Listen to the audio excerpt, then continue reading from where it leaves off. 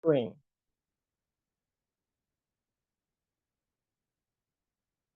If you're not familiar, AARP is the nation's largest nonprofit, nonpartisan organization dedicated to empowering Americans 50 and older to choose how they live as they age and to age with confidence.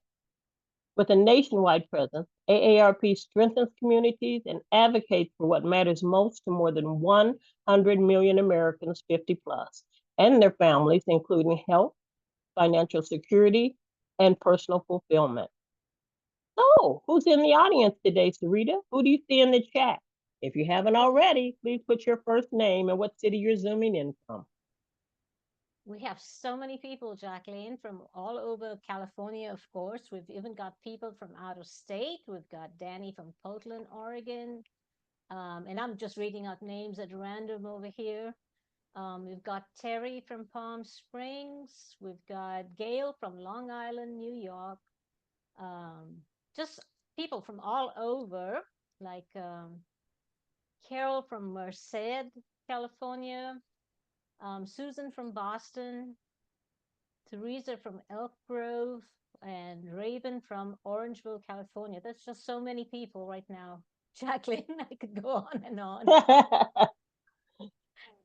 That's wonderful. Thank you all so much for joining us. We appreciate you joining us today to talk about Medicare and open enrollment. But before we do, we're going to read the disclaimer.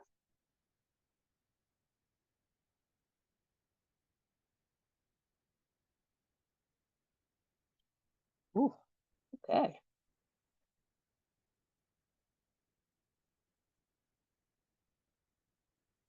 This session is intended to be informational and educational and does not constitute financial advice. Consult your financial advisor or lawyer for advice regarding your personal situation. AARP is not responsible for the consequences of any decisions or actions taken in reliance upon or as a result of the information provided during this event. Okay. To get us warmed up today, we have a poll question and ask you to quickly submit your answer.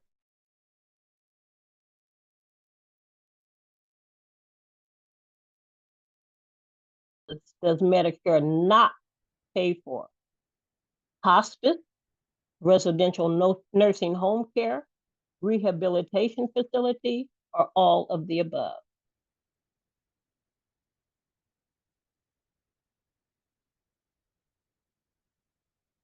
Okay, answers are coming in. Okay. So it looks like hospice, 16% of us think that it's hospice. 41% of us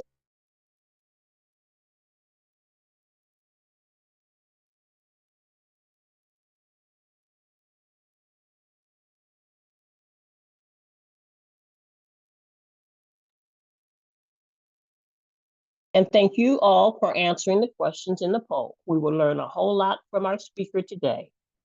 And it is my pleasure to introduce our guest speaker, Xavier Vaughn.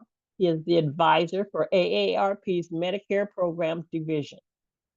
Xavier Vaughn, a program manager with Medicare programs at AARP, is passionate about service and giving back. He has a strong background in Medicare education, having developed and implemented new programs.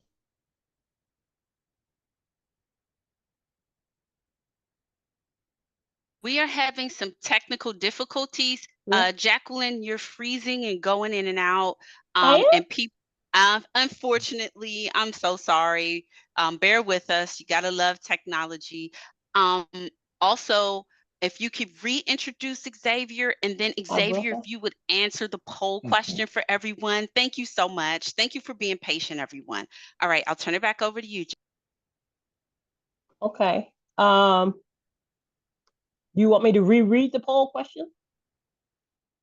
Oh, actually, you can introduce Xavier, and then I'll have Xavier give the answer to the poll question.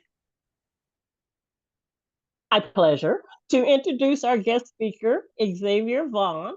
He is the advisor for AARP's Medicare Programs Division.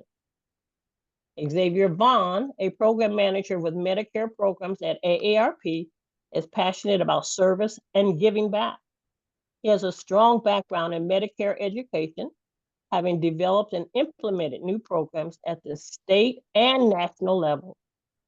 He is also an experienced public speaker, having presented at the American Public Health Association conference.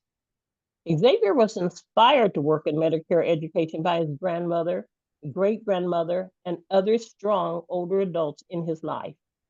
He believes everyone deserves access to quality health care information and is committed to helping people understand their Medicare options. As a reminder, please put any questions for Xavier in the chat during the program, and he will answer them during the Q&A portion of our program. Now for a few fun facts about Xavier. Xavier enjoys. Oh, you went out again, Jacqueline. If you want to start with the fun facts, can you hear us? Sarita, do you want to jump in for Joyce about the fun facts? Yeah, I mean, for Jacqueline. Sure. Fantastic. You can't hear me? Hang on. Oh, Can you not hear me at all? I'm sorry. Hear you. Keep going back in and out, actually. Okay. Okay, so let me just go to the fun facts about Xavier. Xavier enjoys cooking, baking, and finding the hidden gems in his community. I wonder what the hidden gems are, Xavier. And he is active in his church. Xavier saw the Spice Girls in concert in Vegas. Woo! And he once performed at the Kennedy Center. That's incredible. Welcome, Xavier. Thank you for having me. Yes, being 30 years old and seeing the Spice Girls, not many people my age can can say that. That's awesome. And so thank you for having me this morning. And I know right now we're in the thick of Medicare.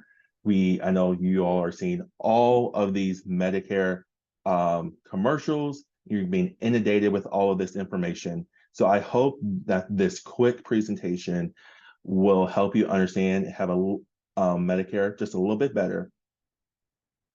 And so once again, my name is Xavier Vaughn. I'm the program manager of Medicare education within the caregiving and health team here at AARP in the national office. I've been doing Medicare work for a little over 7 years. I started off with the SHIP program, which is the State Health Insurance Assistance Program, and we'll talk a little bit more about them later on in this presentation. And in California, it is called HICAP, I believe. And so we'll talk about them a little later on. And don't forget, I have not forgot about that poll question. We'll go over that within the presentation. So today we're going to talk about the Medicare basics. I know you're here to really learn about open enrollment, but you need to know the basics of Medicare before we can go into talking about open enrollment. So what are your Medicare choices? I'm going to go over some of the financial program that can help lower your Medicare costs. And sometimes this may be your one touch, your one look at Medicare for the entire year. So when you go in for assistance for someone, this may be your one opportunity to get also enrolled into these programs. And other resources and materials that can help you navigate this complicated process. So what common questions we have is kind of what is Medicare, what is covered, what's the difference between Medicare and Medicaid, when should I enroll in Medicare, what happens if I don't, and how will Medicare work with my existing health care? So the basics. Medicare is a federal health insurance program for those who are age 65 and up, under the age of 65 with certain disabilities, and for that you have to be receiving SSDI or receiving payment for 24 months, and that 25th month you'll be automatically enrolled. If you are age 65 and you're already collecting your Social Security, then you'll be automatically enrolled into Medicare. But if you are still working, haven't collected your Social Security at 65, and you would like to enroll in Medicare, then you would actively have to do that through the Social Security Administration. If you have end-stage renal disease or ALS, you also qualify for Medicare, but that is something that you have to actively enroll in. And if you're receiving dialysis at a clinic, a lot of the clinics actually are not aware that they're consumers can qualify for Medicare. So that's something that to really keep in mind. So in the chat, is Medicare enrollment, is it automatic? A for yes, B for no, or C, it depends. And feel free just to put that, your answer in the chat.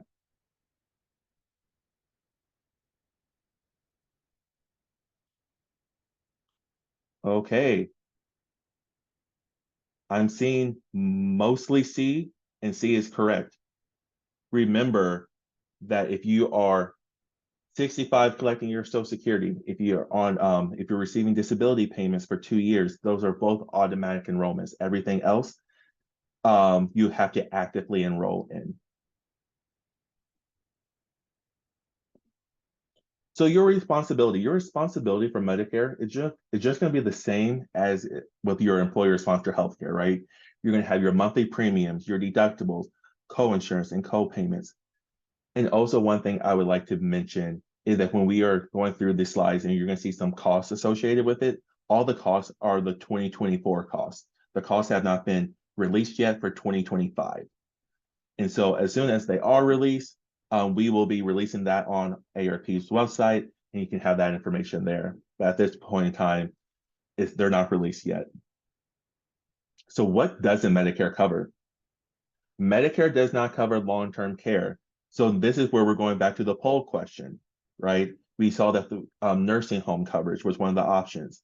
And nursing home is not covered, which is our long-term care, which is something I think that really is confusing to older adults. Because this is when you're going to need long-term care or that nursing home care most in your life, and it is not covered. With that being said, you can get long-term care insurance, or if you qualify for Medicaid, Medicaid does cover long-term care. Hearing, dental, and vision also is not covered. Some Medicare Advantage plans may cover these, but you have to really look into those plan details. And foreign travel. The only time that Medicare will cover foreign travel is if you're going to Alaska. Okay, as we all know, there's no direct route from the inland to Alaska. So if you go through Canada and something happens, then you're covered. But that's the only way that they'll cover foreign travel. So what is really confusing, as I said, that nursing homes are not covered, but skilled nursing facilities, or you may also see it as SNF or SNF, are covered through Medicare. So do not get nursing home and skilled nursing confused with one another. The difference between the two is a skilled nursing facility is going to be like your rehabs. So if you had a stroke, you need to go to a rehab afterwards to learn how to walk or have some of that in-home care. That would be too difficult in home care. You would go here. But this for skilled nursing care is a temporary thing. It's not for long-term and for the rest of your life. And this has to be ordered by your physician, and you have to be hospitalized as an inpatient for 3 consecutive days, or you may also hear it as 3 consecutive moons. Care has to be provided at a Medicare certified facility, and Medicare will pay 100% of the days from 1 through 20, and you'll pay co-pays from 21 through 100. And after 100, you will have to pay all of the costs. So your Medicare choices. So there's a few different ways you can go about receiving your Medicare, and this will also impact what choices you can make during open enrollment. So your one avenue is going with your original Medicare, and that would be enrolling in Part A, which is Part A and Part B. And you can add on a Part D, which is a prescription drug plan. Remember, D is for drugs. And you can also add on a Medigap plan or a supplement plan. Your other avenue you can go about is your Medicare Advantage, also known as Part C. So your Part A coverage is going to be your hospital insurance. So this is going to deal with inpatient hospital care, some hospice, some in-home care, and some of the skilled nursing care that we were just talking about. So typically there are no premiums that are associated with Part A. As we know, we pay into Medicare. We see that deducted from every paycheck, right? And so the reason why there is no cost, as long as you work for about 10 years and receive 40 work credits, then it is premium free. So for example, as I said earlier, I'm 30. I think I have had my 40 work credits since I was 27. So it's something that you get early on in life. So it's not something that you have to really be concerned about. Now, it used to be that teachers didn't pay into Medicare. So if you have someone who was a teacher, who's been a teacher for a while, they should be good at this point in time. I think all the people who probably that impacted have all dealt with that and are already on Medicare, but there are some jobs where you just don't pay into. So if you do not qualify and have not earned enough work credits for yourself, you can draw off from a spouse's work experience. And you can see the deductible for 2024 this year is $1,632 for days 1 through 60s. And the deductible can be applied again for additional hospitalizations after 60 days. So say if I'm in the hospital, go out, and then 100 days later, I have to go back into the hospital, then that deductible would start over. But if I went within those 60 days, it could still be applied for the same deductible period.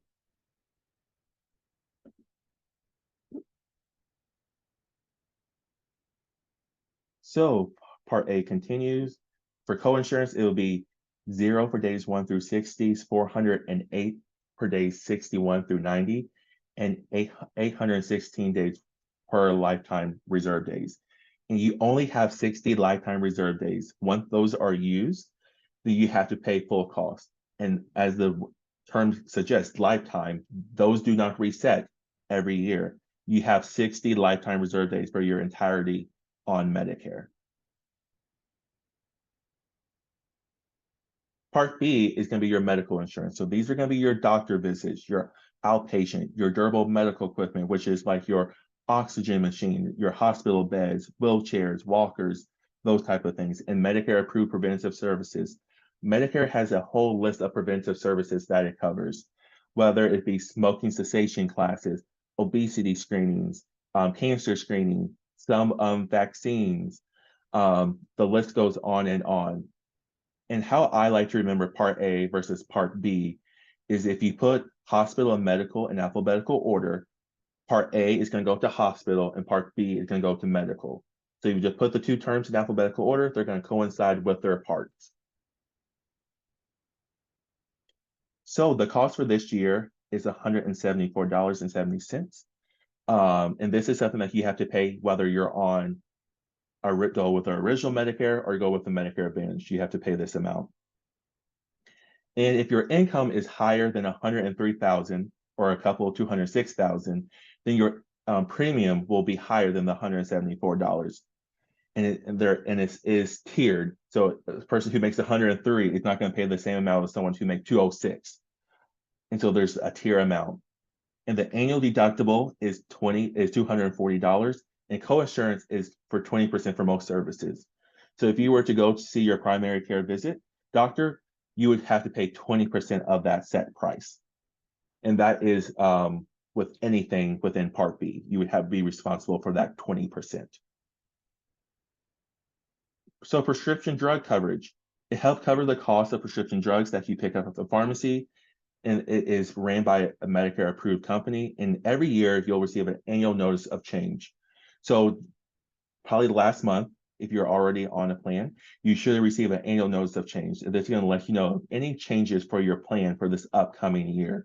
So there can be costs if one of your medications isn't covered, if the pharmacy that you're currently going to is no longer in network. All those things would be in that annual notice of change. And it's really important to make sure that all of your medications are on formulary.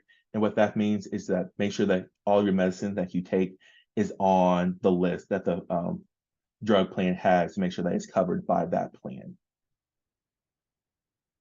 So currently the donut hole had technically closed, but you're now responsible to pay 25% of the cost, both before and while in the donut hole. And the donut hole starts at a little over $5,000, and you are responsible for $8,000 for the entire year.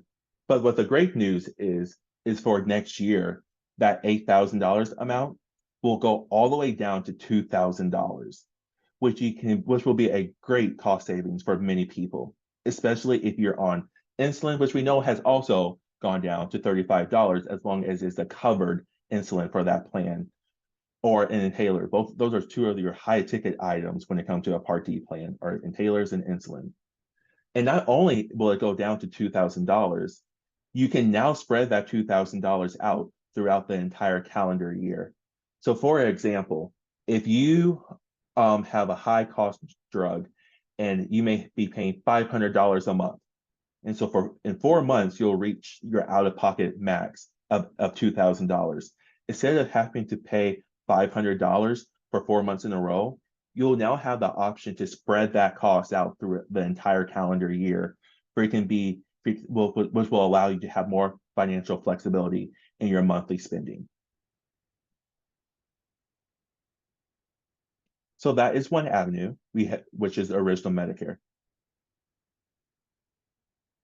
And with original Medicare, it's a fee for service, have Parts A and Part B. And the great thing about original Medicare is you can go to anywhere in the US that accepts Medicare. And most providers are going to accept Medicare.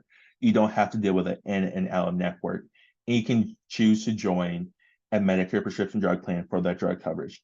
And the crazy thing about a Part D plan, even though it is technically optional, if you do not sign up when you are first eligible for Medicare, and you decide at a later date in time to enroll into a plan, whether that is a Part D plan or you get your prescription drug coverage through a Medicare Advantage plan, you're going to have to pay a penalty.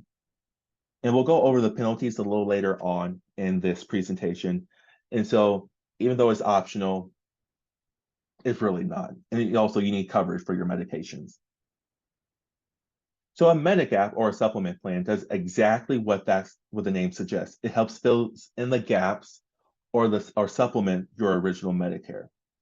So with original Medicare, as you can remember, I said for Part B, it covers 80% and you're responsible for 20%. And this Medigap plan can help you pay for that. And it's really important to note that there are 8 standardized plans, and they are also letters of the alphabet. And so as you can see, I said they're plans and not parts. So you're going to, with the Medigap, you can see a Plan A, but do not get Plan A confused with Part A. There are 2 very different things. And unfortunately, during open enrollment, this is not the time to shop around for a Medigap plan. And each state has very specific laws that pertain when it comes to Medigap. So unlike with original Medicare, a Part D plan, Medicare Advantage, which are all the rules and guidelines come from the national level with the federal government, states have control over the Medigap plans. So some states are really flexible, right? I'm originally from Missouri. That's where I got my start in Medicare. They can shop around every year. But that's not the case in every state. It would be great if it was, but it's not. And so if you do not sign up for a Medigap plan when you are first eligible, then you will have to go through an underwriting process, or they'll look at your health history to determine if you are eligible for that plan. And they may accept you into that plan, but you may have to pay a higher premium. And these plans can have a high range of different costs.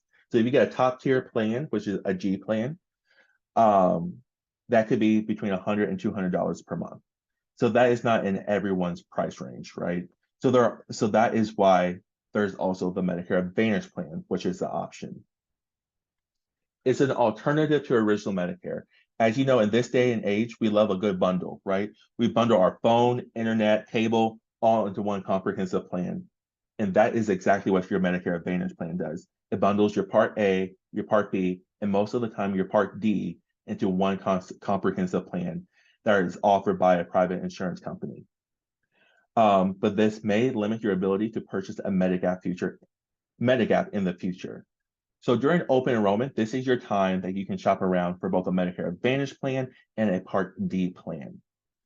And just like with your employer-sponsored healthcare, these plans are very limited to a network. And the network can be limited just to a county even. So it's really important to make sure that your providers that you're currently seeing are in network, or if you don't get a PPO, will allow you to have a little more flexibility, then you may have to pay all the costs are just a higher cost. So like I said, with your Medicare Advantage, just like your employer-sponsored healthcare, so you're going to have your HMOs, your PPOs, and have to deal with in and out of network. And just because you are in a Medicare Advantage plan, you still have to sign up for both Part A and Part B. That is the only way you can enroll into these plans. And like I said, most of them do include a Part D plan. If not, then you can pick up a drug plan as well. And the great thing about Medicare Advantage plans are that they have a lot of extra benefits. And these benefits can include hearing, dental, and vision, but it's really important to look at the plan details to determine if they're comprehensive or not. A lot of them are just basic and routine coverage that are not going to be as comprehensive as you would like. But some of them, you can, for additional cost, you can kind of do an upgrade to make them into a comprehensive plan. So as I was saying, you might have to deal with an invalid network, and you have to deal with pay an additional premium on top of that Part B cost. With that being said, there are plenty of zero premium Medicare Advantage plans out there, and you will have to follow the rules, and you may have to get a referral from your primary to go see a specialist. And so, as I was saying, these could be zero cost, $0 premium versus a Medigap, which can cost you between $100 and $200 per month. And so how I like to describe it to people when I counsel them, when they're trying to weigh out their decision to go with a Medicare Advantage plan versus a Medigap plan, hey, let's sit down, let's see what you can afford monthly, right? If you are a high utilizer of your health plan and you can afford it, a Medigap could be a better avenue for you, just because if you get a top tier plan like a G plan, the only thing that you would be responsible in paying is your Part B deductible, which is $240, right? And now if you go with a Medicare Advantage plan, your monthly cost may be cheaper, but you could have a $10,000 out-of-pocket max for the year. And so that would then be more expensive than the couple of $100 per month for a Medigap plan. So it's really important to you to look at what your monthly costs are, how high of a utilizer you are with the plan, and do you want to pay more upfront with your costs, or you want to pay more on the backside with your costs? And so these are all the things to think about when you're trying to make that determination. And these are some things we talked about. So how can you compare plans? So this is something that is really important since we are in open enrollment season. Can you sort through materials you receive in mail, ask a relative and friends which they prefer, identify the plan with the lowest monthly premium, or use the plan finder on Medicare's website, medicare.gov, or ask a Medicare customer service representative to use it for you? So put in the chat which one you think would be the most correct answer.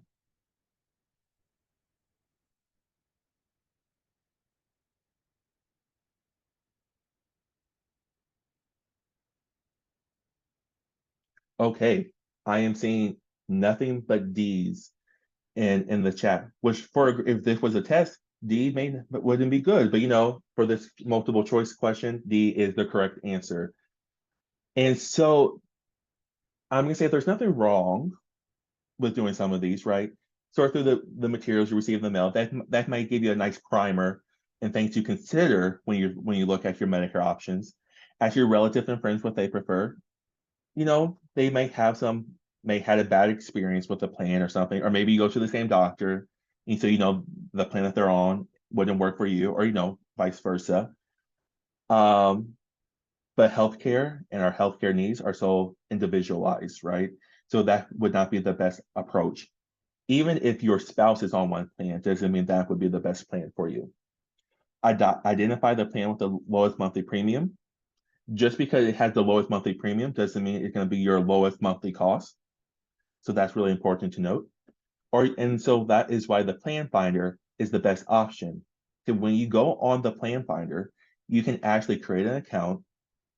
And once you create an account, it will pull all of your medications you're taking into the program already for you.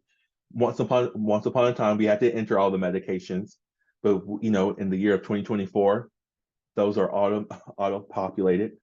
But please go in and make sure that the dosage is correct, and that if you like to get your medicine in 3-month increments, that is also correct. So once you do that, you fill it out, and you can select the pharmacy that you like to go to. And then from there, whether you do a Medicare Advantage plan or a Part D plan, you can sort through the lowest monthly cost plus the lowest monthly cost when it comes to your medication. You can combine those two together, and you can just see what your lowest total monthly cost would be. And that would be how you would select a plan. Also, while you're in there, it will give you a star rating. So maybe there's one plan that's cheaper, but had a pretty low star, so you maybe want to go to the second plan. That's just completely and totally up to you. So when do I enroll into Medicare? If you are receiving Social Security, you're automatically enrolled at age 65. This should be a review for you. And you have a 7-month period of time. You have 3 months before your birth month, and 3 months after. It is really important to note, though, if you are born on the 1st, your birth month is not that month. It's the month prior. So, for example, my Uncle Charlie was born on June 1st, right? His birth month would not be June, it would be May. So it pushes everything up a month. So that is something to be really important to note, to make sure that you have the correct 7-month period of time. And if you are currently working, then you do have a special enrollment period that you can enroll into your Part A and Part B. And then once you get that card in the mail, you can roll into your Medicare Advantage plans or Part D plans. So open enrollment, Medicare open enrollment is October 15th through December 7th. It is the same exact time every single year. It does not matter if it falls on the weekend. It will be the same exact time every single year.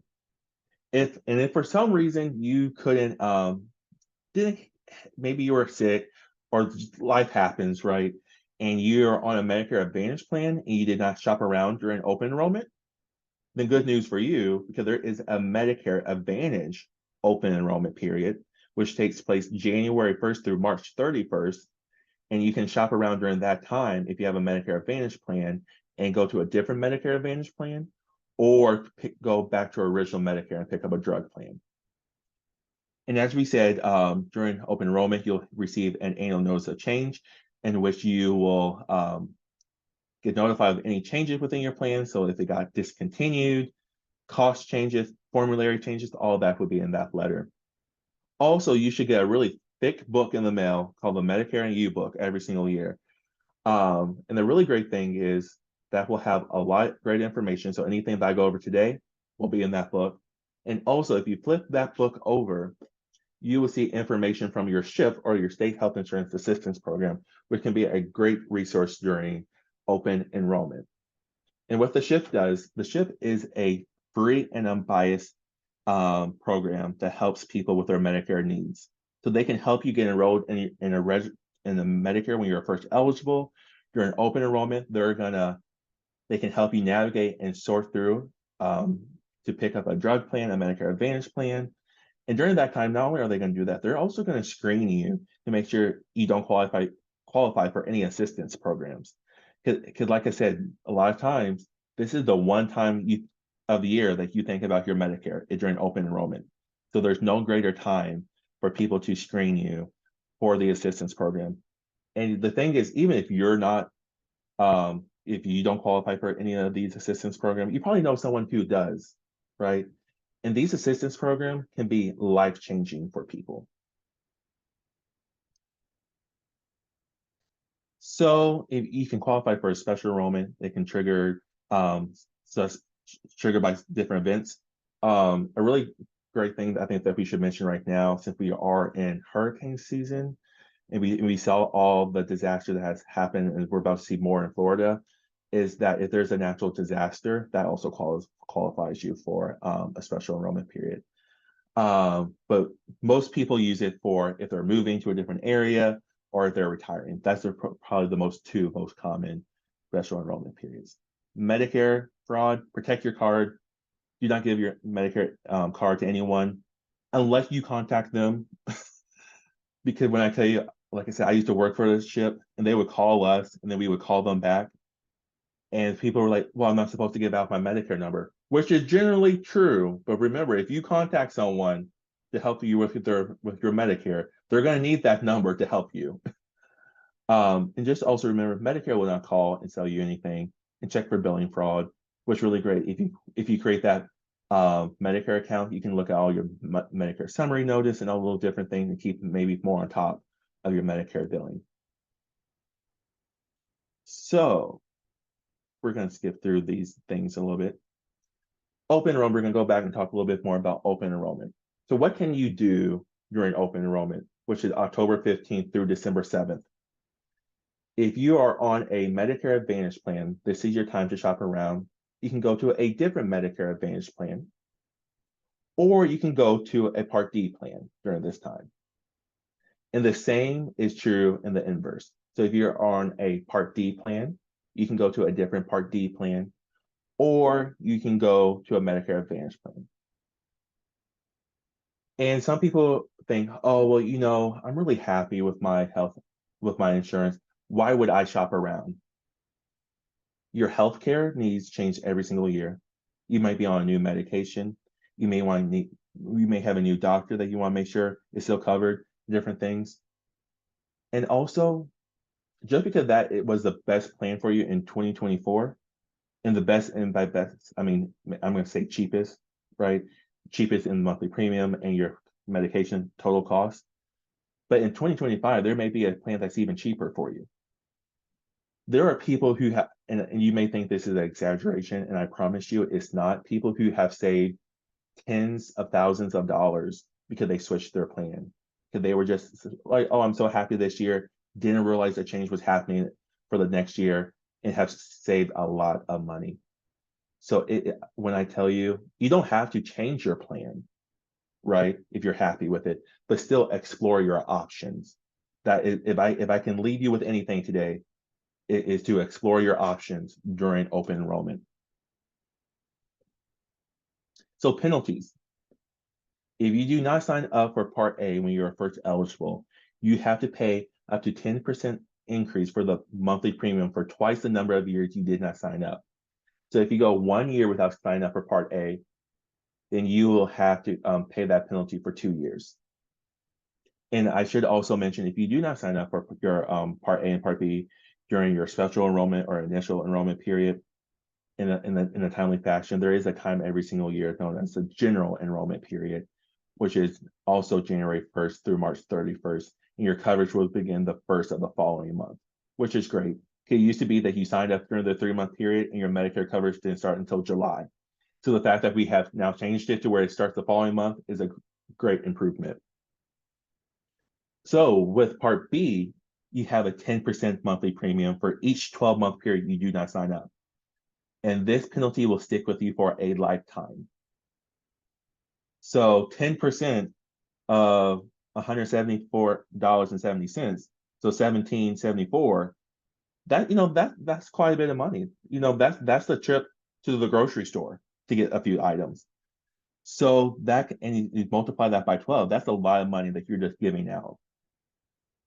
Also, as I said, Part D, even though it is optional, if you do not sign up when you are first eligible, there is also a penalty. And this penalty is 1% of the national base beneficiary premium, which is $34.70 for this year, for the number of months you went uncovered. I think it was probably around 2018.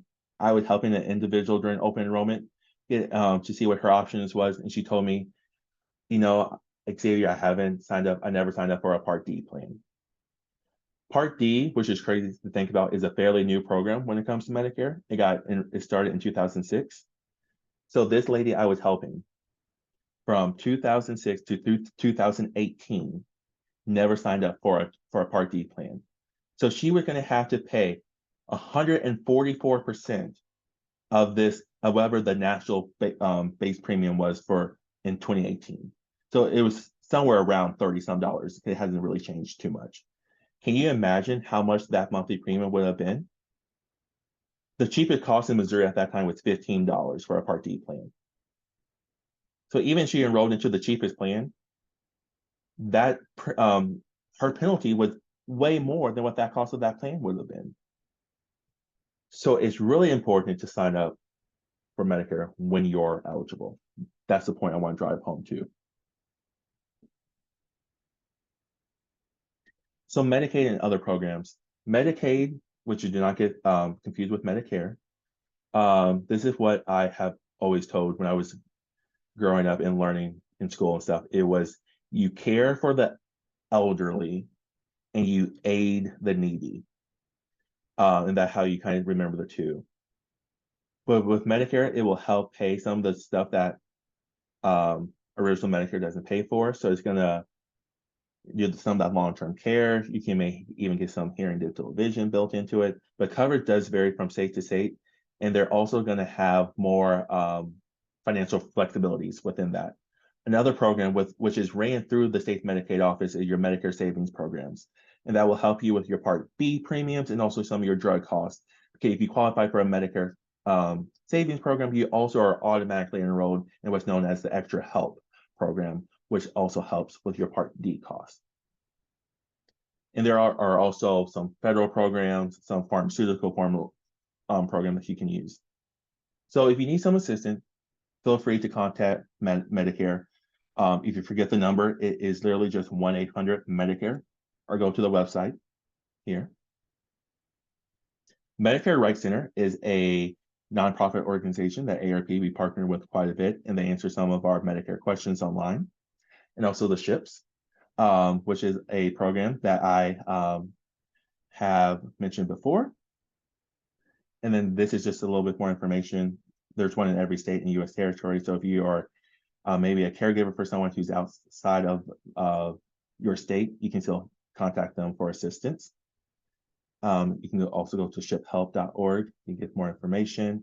AARP has a lot of really great information on our website at aarp.org/Medicare. And then we also have AARP.org/Learn Medicare, which is you have our Medicare enrollment guide, which is a really great resource and asset to when you are going through your initial enrollment period. And if you are an employer for some reason, you can also access this and get some information. And so that is some Medicare information in a nutshell. I know that was a really quick presentation and we went over a lot of information. And so I hope this has been helpful for you all. And remember, there's all those really great resources to use if you have any more questions. Really quick, Xavier, can you please put the SHIP slide back up? Because Yes. people wanted to write down that information. Okay. Yes, you can go to shiphelp.org. Like I said, in California, I believe it's high cap. Every state may have a different specific name for it. Some of them are kind of funny. I remember the ones that are the funny ones, truthfully. So like Kansas is SHIC, and Ohio is OSHIP. So that and then Florida is Shine. So they're just a lot of different names that can go out, but they all do the great same work. Okay, thank you, Xavier. That was some You're welcome. really, really important and powerful information, not to mention just timely since open enrollment is happening. So let's go over to the chat. And Sarita, what questions do you see for Xavier? We have several questions here. The first question I'm going to read out is, should I apply for Medicare C and D since I transferred from Kaiser to original A and B? And how do I enroll in program C and D? And what services does each program provide? How much does it cost? I think you covered part of that, but could you let this person know Yeah, whether so she you should do. apply for C and D? Yeah, so you do not enroll in both C and D. Those two separate programs. You cannot be enrolled in both of them.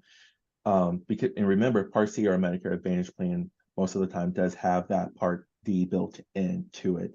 And so if you want to enroll into those plans, you can go on Medicare.gov and do that, or contact your SHIP and they can help you with that process if you need a little more hand holding. Thank you. We have one listener here who says, does the 100-day restart each year or for your lifetime? Yeah, so that is every year. Only Only thing that is lifetime is those lifetime reserve days. Okay, thank you. This person wants to know when and how do I sign up for my free Part A for Medicare?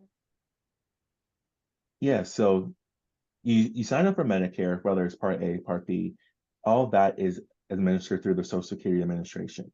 So if you have a my Social Security account, you can go in and sign up through that way. You can go into an office, but they have an appointment, call ahead, have an appointment, and they also may refer you to someone else to help you. So the ships can also help you get enrolled into that as well. And you enroll during your initial enrollment period, which is around your 65th birthday or around the time that you qualify through your disability, or during your special enrollment when you retire.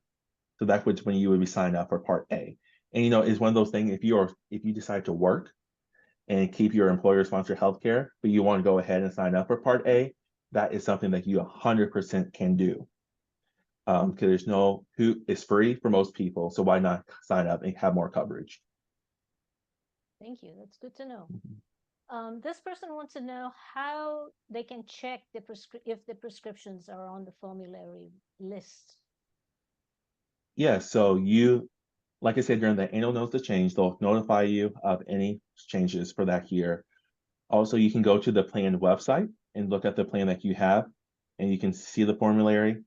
Or if you just create your Medicare.gov account, go on there, and it will tell you if you go to your plan that you're on, or as you're looking for a future plan, it will let you know that this plan is not covered or it is covered. Okay. This other person wants to know, how do I find out which Medigap Part C plan covers both Southern California and Northern California?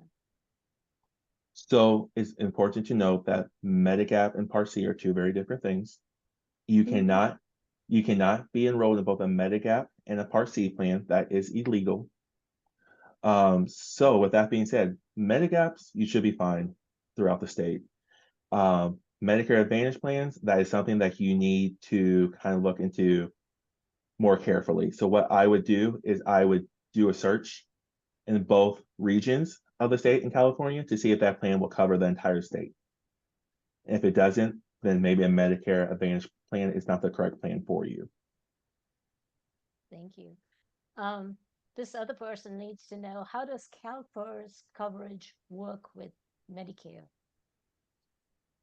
So I am not sure what camper insurance is. CalPERS, yeah, I think that's state of California insurance.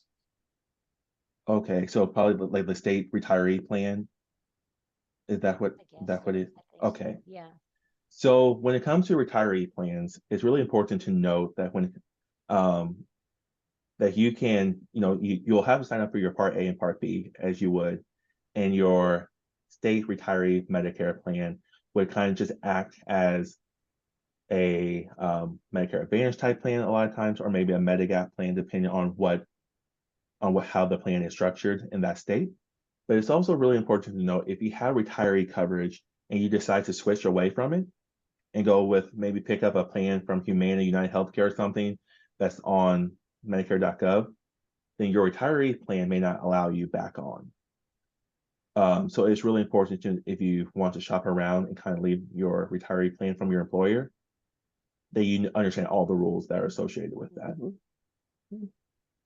Yes, thank you. That's good to know.